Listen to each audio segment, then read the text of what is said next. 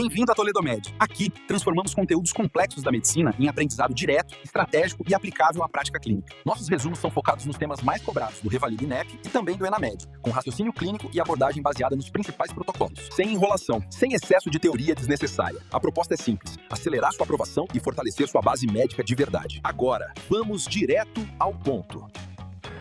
Hoje, na revisão estratégica da Toledo Med, nós vamos dissecar um dos temas mais clássicos, traiçoeiros e francamente implacáveis das provas de revalidação médica, a doença do refluxo gastroesofágico.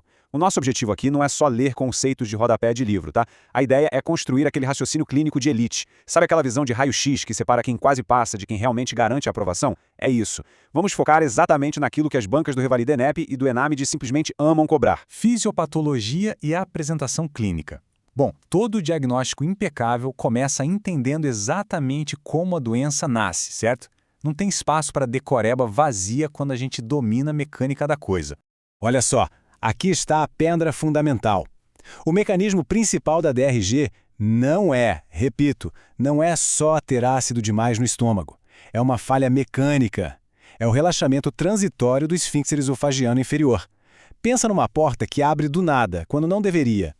Aí, quando a gente junta essa incompetência do esfíncter com fatores de risco super comuns, tipo hérnia hiatal ou obesidade, pronto, é o cenário perfeito para o conteúdo gástrico invadir o esôfago. E detalhe, as bancas adoram tentar induzir ao erro, sugerindo que o problema é a hipertonia do esfíncter. Não caia nessa armadilha, de jeito nenhum. Agora, preste bem atenção neste contraste.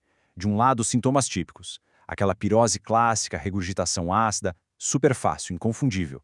Mas do outro lado, os sintomas atípicos. E é exatamente aqui que o examinador esfrega as mãos de alegria.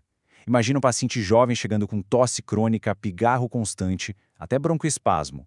A vinheta da prova vai ser desenhada de um jeito para forçar um diagnóstico de asma ou, quem sabe, um problema cardíaco. Ter a malícia de lembrar da DRGE como diagnóstico diferencial de dor torácica não cardíaca ou de sintomas respiratórios que não melhoram nunca, é isso que vai garantir aquele ponto precioso na prova. Seção 2. Diagnóstico e sinais de alarme, o divisor de águas. Entender a clínica é ótimo, mas a verdadeira prova de fogo é saber o que fazer com essa suspeita. Quando a gente deve confiar só na clínica e quando é hora de disparar o alarme para exames invasivos. E essa é, sem dúvida, uma daquelas regras de ouro que o pessoal mais erra por falta de maldade na hora de interpretar a questão. Se o paciente é jovem, tem sintomas típicos e, o mais importante de tudo, não tem nenhum sinal de alarme, o diagnóstico é puramente clínico, não precisa sair pedindo endoscopia de cara. A gente inicia o teste terapêutico com inibidor de bomba de prótons por 4 a 8 semanas. Se o paciente melhorar, bingo, o diagnóstico está corroborado. É uma conduta elegante, baseada em evidência e, claro, é a resposta exata que a banca quer ver.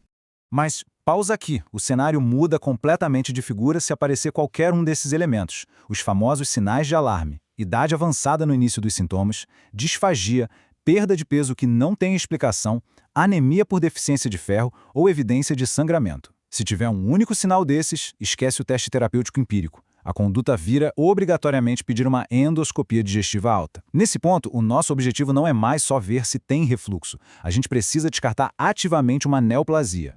E guarde muito bem esse número, 50% a 70%. Sabe o que isso significa na vida real? É a porcentagem de pacientes com DRG verdadeira que vão ter uma endoscopia completamente normal. Isso mesmo, não ter esofagite não exclui em hipótese alguma a doença do refluxo. É clássico. A questão te dá um laudo de endoscopia normal e pergunta se a DRG está descartada. Nunca, repito, nunca marque essa opção. E é por isso que a endoscopia é aquele primeiro exame que a gente pede, mas ela não é o padrão ouro. O verdadeiro, o absoluto padrão ouro para o diagnóstico da DRGE é a pegametria de 24 horas, de preferência associada à impedanciometria. Esse exame é fantástico porque não mede só exposição ácida, ele consegue pescar também os refluxos não ácidos e os alcalinos. É a sua arma definitiva quando o diagnóstico continua nebuloso depois daqueles exames iniciais. Indo para o tópico 3, classificação de Los Angeles. Quando a gente avança na investigação e a endoscopia mostra lesões, precisamos de uma linguagem universal para graduar o estrago. E é aqui que a memória visual vai ser testada ao limite na avaliação. Vamos olhar para os extremos. De um lado, temos o grau A. Aquelas erosões pequenas, menores que 5 milímetros, e que não se juntam, não são confluentes. É um danozinho discreto. Agora, do outro lado, o temido grau D.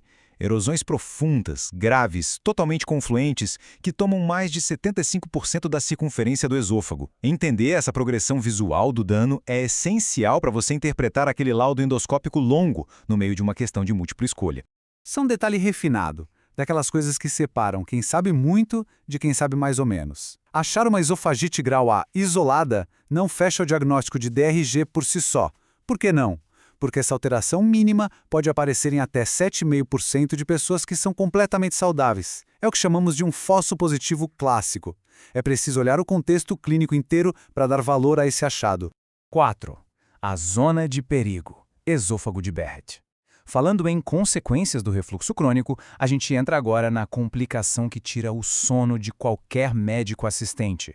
Fisiologicamente falando, o esôfago simplesmente não foi feito para tomar banho de ácido todo dia. Diante dessa agressão contínua, o corpo toma uma atitude meio desesperada para se adaptar. Acontece uma metaplasia intestinal. Aquele epitélio escamoso original, que é frágil ao ácido, acaba sendo substituído por um epitélio colunar, que é mais resistente.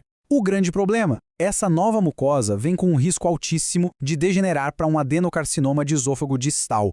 Visualmente, lá na endoscopia, essa metaplasia tem uma assinatura que não dá para confundir.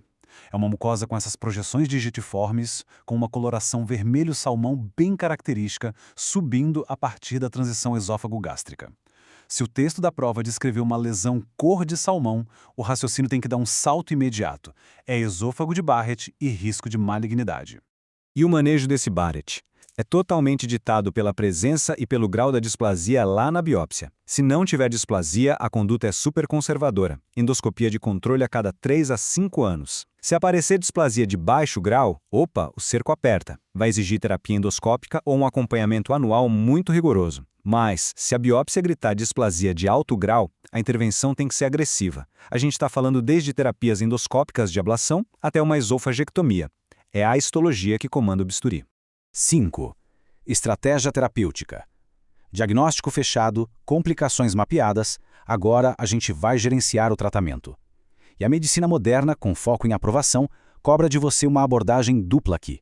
Porque prescrever uma pílula é a parte fácil, concorda? Mas o sucesso a longo prazo mora nas medidas comportamentais. Elas são os verdadeiros pilares não farmacológicos do tratamento. Anote aí: perda de peso e elevar mecanicamente a cabeceira da cama em 15 a 20 centímetros. Essas são as intervenções com o maior nível de evidência e eficácia clínica. Além disso, parar de fumar e respeitar aquele intervalo de 2 horas entre a refeição e deitar são orientações absolutamente inegociáveis. E quando a farmacologia entra em cena, não tem discussão. Os inibidores de bomba de próton são a primeira linha incontestável. Doses plenas, omeprazol ou pantoprazol a 40 mg por dia. Esse é o padrão. Mas o detalhe estratégico, tanto para a vida quanto para as provas, é o momento da tomada. A medicação precisa ser ingerida uns 30 minutos antes da primeira refeição do dia. E lembre-se, o alvo da prática atual é sempre buscar a menor dose eficaz pelo menor tempo possível para mitigar os riscos daquele uso crônico prolongado. Chegamos ao tópico 6, raciocínio clínico em foco. Afinal, toda essa teoria só vale alguma coisa quando a gente aplica num cenário real, ou no nosso caso, numa questão decisiva. Vamos testar isso num cenário clínico típico de revalida. Analise esse caso comigo. Um paciente de 65 anos, tabagista, chega com pirose e disfagia para alimentos sólidos. Aí um colega vai lá e prescreve o teste terapêutico com IBP. O paciente volta 2 meses depois, com 8 quilos a menos e com a disfagia ainda pior. Onde foi que aconteceu o erro colossal aí? Pois é, o paciente já tinha lá no dia 0 idade avançada e disfagia. Sinais claríssimos de alarme. Fazer teste terapêutico nesse momento foi um equívoco perigoso. O próximo passo imperativo, que já está atrasado em 2 meses, é uma endoscopia digestiva alta urgente para a gente descartar uma neoplasia. E aqui fica o mantra para internalizar. Nem toda pirose é refluxo. Aquele raciocínio automático, precipitado, é o maior inimigo de quem está sob a pressão de uma avaliação. A presença de um único sinal de alarme é o gatilho automático que transforma uma queixa aparentemente benigna num alerta vermelho gigante para a investigação oncológica. Para a gente fechar com chave de ouro, imagina que a vinheta descreve um quadro totalmente atípico, tipo uma tosse crônica refratária, e avisa que a endoscopia está perfeitamente normal. O raciocínio já engatilhou aí? A resposta não é encaminhar o paciente para outra especialidade, é buscar o verdadeiro padrão ouro, a pH-metria de 24 horas. Estar com esse nível de malícia e profundidade é exatamente o que constrói uma aprovação sólida. Revisem isso com calma. Que esse raciocínio seja a base inabalável da futura prática clínica e da tão sonhada vitória na prova. Até a próxima! Se esse resumo te ajudou, já segue a Toledomed no Instagram ou Google Toledomed Score. Lá você encontra conteúdos diários e estratégias para o Revalida INEP e Enamed. Também conheça o nosso curso extensivo. As músicas, materiais complementares e todos os links citados estão aqui na descrição do vídeo. E claro, não esquece de deixar o like e aquele comentário maroto para fortalecer a comunidade médica que mais cresce no Brasil. Nos vemos na próxima aula.